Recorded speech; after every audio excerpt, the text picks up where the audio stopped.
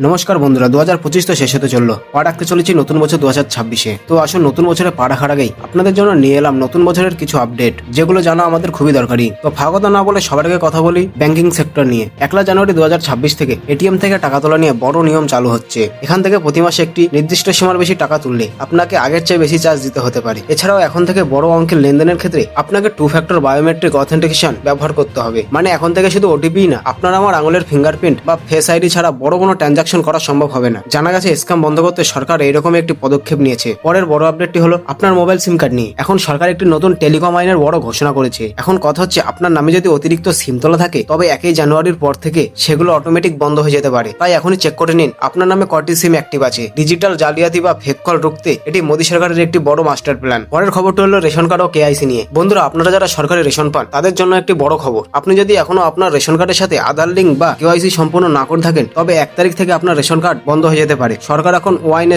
Nation card ব্যবস্থাকে আরো শক্ত করছে। তাই এই বছরের শেষেই পাশাপাশি কোনো রেশন দোকানে গিয়ে আপনার বায়োমেট্রিক আপডেট করে নিন। পরের খবরটি জানবেন রান্নার গ্যাস ও জ্বালানি তেল নিয়ে। প্রথমে বলে রাখি, প্রতি মাসের 1 তারিখে রান্নার গ্যাসের দাম বাড়বে কিনা কমবে সেই নিয়ে একটি সিদ্ধান্ত নেওয়া হয়। কিন্তু 2026-এর শুরুতে নতুন কোনো ভর্তুকি বা কমার্শিয়াল সিলিন্ডারের দামে বড় ধরনের বদল আসতে পারে। আন্তর্জাতিক বাজারে অপরিশোধিত তেলের দামের উপর ভিত্তি করে পেট্রোল ডিজেলের দামেও আমরা অনেক পরিবর্তন দেখতে পারি। আমরা নজর রাখছি সেই খবরের উপর। আপডেট পাওয়া মাত্রই আপনাদের জানাবো। চলুন দেখে নিই পরের খবরটি। স্কুল কলেজে চালু হচ্ছে নতুন নিয়ম। 2026-এ দেশের শিক্ষা ব্যবস্থায় এক আমূল পরিবর্তন আসতে চলেছে। অনেক রাজ্যে এখন থেকে সেমিস্টারের পদ্ধতি চালু হতে চলেছে। এটি স্কুলেও চালু হতে পারে, অর্থাৎ বছরে এখন একবার নয় 2বার পরীক্ষা দিতে হবে। এর ফলে পড়াশোনার চাপ কমবে নাকি বাড়বে তা নিয়ে অভিভাবক মহলে চলছে জোর আলোচনা। এই বিষয়ে আপনার মতামত কি? চলুন পরের খবরটি দেখে নিই। 2026 সালের 1 জানুয়ারি থেকে কেন্দ্রীয় সরকারি কর্মচারীদের জন্য 8 পে কমিশন কার্যকর হওয়ার কথা আছে। যদিও বেতন বৃদ্ধি পেতে কিছুটা সময় লাগবে, তবে নতুন বছরের প্রথম দিন থেকেই এটি সবার আলোচনার মধ্যে থাকবে। এরপরের খবরটি শুনুন। সরকার এখন একটি জনগণের জন্য পিএম কিষানের প্রোগ্রাম চালু করেছে।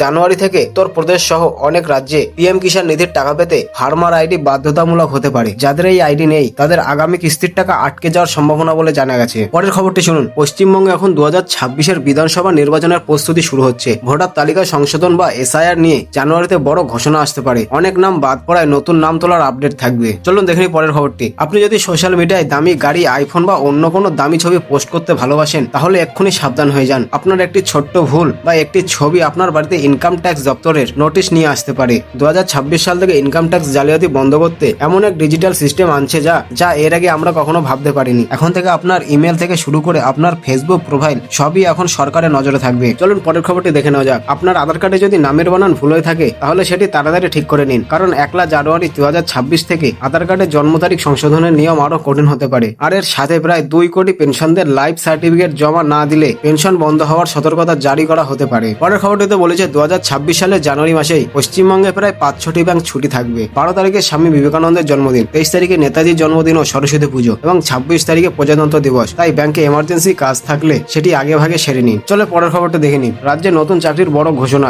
যারা চাকরির খোঁজে দিনরাত এক করছেন তাদের জন্য 2026-এর শুরুতেই বড় ধামাকা। জানুয়ারির প্রথম থেকেই এসএসসিতে প্রায় 25,000 কনস্টেবল নিয়োগ করেছেন এবং পশ্চিমবঙ্গের বর্ধমানের কিছু জেলায় স্বাস্থ্য দপ্তরে চুক্তিভিত্তিক নিয়োগের ইন্টারভিউ ও ভেরিফিকেশন শুরু হচ্ছে। আর কেন্দ্রীয় সরকারি কর্মীদের জন্য নতুন বছরের বড় ঘোষণা শুনে নিন। 1 জানুয়ারি 2026 থেকে কেন্দ্রীয় সরকারি কর্মচারীদের জীবনে এক বিশাল বড় বদল আসতে চলেছে। অনেকদিন ধরে 8 পে কমিশন নিয়ে যে আলোচনা চলছিল তা নিয়ে এবার বড় ধরনের আপডেট চলে এসছে। 1 তারিখ থেকে আপনার স্যালারি স্লিপ বদলে যাচ্ছে। চলুন একদম সহজভাবে ডিটেলসে বুঝে নিই। আসল ঘটনা হলো প্রতি 10 বছর অন্তর সরকার তার কর্মীদের বেতন বদলানোর জন্য একটি কমিশন বসায়। আর এখন 7th পে কমিশনের মেয়াদ শেষ হচ্ছে 2025-এর ডিসেম্বরে। তাই এখন নিয়ম অনুযায়ী 1 জানুয়ারি 2026 থেকে 8 পে কমিশনের কাজ শুরু হওয়ার কথা। কিন্তু এখনো সরকারের তরফ থেকে চূড়ান্ত সিলমোহর এখনো বাকি। কিন্তু এই ব্যাপারে ভিতর থেকে খবর আসছে যে এটা চালু হতে পারে। আর যদি চালু হয় তাহলে সেটা থেকে আপনাদের লাভই হবে। চলুন পরের খবরটিতে দেখে নিই। উত্তরপ্রদেশের যোগী সরকার কি নতুন ঘোষণা করেছে। উত্তরপ্রদেশের যোগী আদিত্যনাথ সরকার থেকে এলো এক বিশাল বড় সুখবর। দিল্লির জ্যামার ভিড় থেকে মুক্তি পেতে তৈরি হয়ে গেছে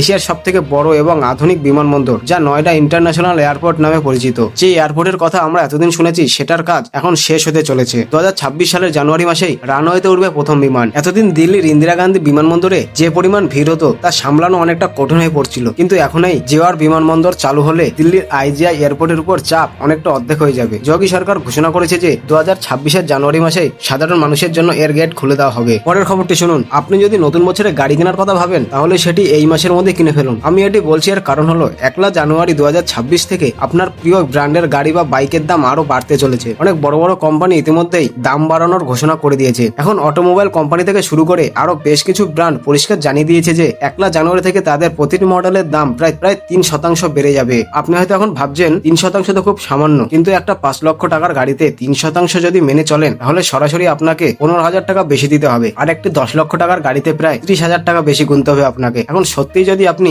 গাড়ি বা বাইক কেনার প্ল্যান করে থাকেন তাহলে এই ডিসেম্বর মাসটাই কিন্তু সেরা সময়, কারণ কোম্পানিগুলো এখন ইয়ার এন্ড সেল দিচ্ছে, তার উপর আবার ডিসেম্বরের বিশেষ ডিসকাউন্ট এবং এক্সচেঞ্জ বোনাস তো আছেই। মানে জানুয়ারিতে কেনার আগে এখন গাড়ি কিনলে আপনার পকেটে কয়েক হাজার টাকা থেকে যেতে পারে। আরো একটা বড় খবর এসছে রেল থেকে। যারা ট্রেনে স্লিপার ক্লাসে যাতায়াত করে, রেল এই বিষয়ে বড় একটি আপডেট দিয়েছে। 2026 জানুয়ারি থেকে অনেক ট্রেনে স্লিপার ক্লাসের যাত্রীদের জন্য আবারও চাদর বালিশের সুবিধা চালু হতে পারে। যখন আমরা স্লিপার ক্লাসের ট্রেনে কোথাও লম্বা ট্যুরে যাই তখন বাড়ি থেকে চাদর বালিশ নিয়ে যাওয়াটা বিশাল বড় একটা ঝামেলার কাজ, বিশেষ করে শীতকালে। এই সমস্যার সমাধান করতে রেলওয়ে এখন স্লিপার ক্লাসেও অন ডিমান্ড বেডরোল পরিষেবা চালু করেছে। 1 জানুয়ারি থেকে আপনি চাইলে নামমাত্র টাকার বিনিময়ে একদম টাটকা ধোলাই করা চাদর আর পেয়ে যাবেন বালিশ, তা আপনার সিটেই। এখন আপনার মনে প্রশ্ন আসতে পারে যে এর জন্য কত টাকা দিতে হবে। ভাই, রেল এখন খুব সস্তা 3টে প্যাকেজ রেখেছে, যেখানে 50 টাকার প্যাকেজে আপনি পাবেন একটি চাদর, একটি বালিশ এবং একটি বালিশের কভার। 30 টাকার প্যাকেজে আপনি পাবেন শুধু বালিশ আর একটি কভার, আর 20 টাকার প্যাকেজে আপনি পাবেন শুধু একটি চাদর।